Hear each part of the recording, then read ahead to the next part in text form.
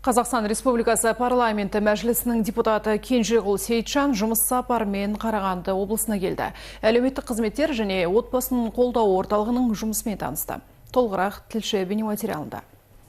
Отбасын қолдау орталығы өткен жылы мұқтаж жандарға есігін айқара ашты. Бұл қиын өмірлік жағдайға тап болған отбасыларға қолдау көрсететін Қарағанды облысындағы алғашқы мемлекеттік мекеме.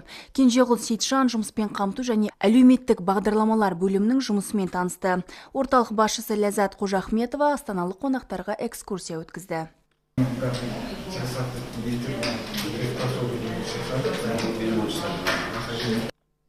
Балаларды жақсы етудің жолы оларды бақытты ету. Оскар Уайлдтың және басқа танымал тұлғалардың осындай нақыл сөздері кабинеттерді безендіріп қана қоймай, адамдарды жақсылық жасауға ынталандырады. Отбасын қолдау орталығының қызметі әл-ауқатты арттыру және отбасы институтын нығайту.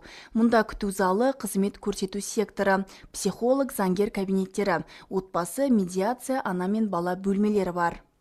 2024 жылдың 12 айында барлығы 5014 қызмет көрсетілді. Кенжеғұл Сейітжанның айтуынша, бүгінде әлеуметтік қызметкерлер мен мемлекеттік қызметшілерді қолдау маңызды. Орталық тек қана мүгедектігі бар азамат немесе отбасылар емес, жаңағы қариялар кісілерге де көп көмек көрсетеді екен. 1440 қариясы бар екен бұл қалада. Сол әлеуметтік қызметкерлер сол жаңағы қария азаматтарға, жалғыз басты қария кісілерге сонда көптеген қызметтер көрсетеді екен. Бұл меніңше жаңа президенттің де, жалпы үкіметтің де, жалпы біздің мемлекетіміздің қамқорлықтың қария адамдарға, жаңа осындай өмірлік бір қиналып жүрген азаматтарға жаңағы тірек болып көмек көрсетіп қолдау жасап жатқанын өте мені қуантырады, және де бұны ары қарай дамыту керек. Депутат Қарағанды облысында ерекше қажеттілігі бар спортшыларға арналған фабрикалар мен клубтарға баруды жоспарлап отыр.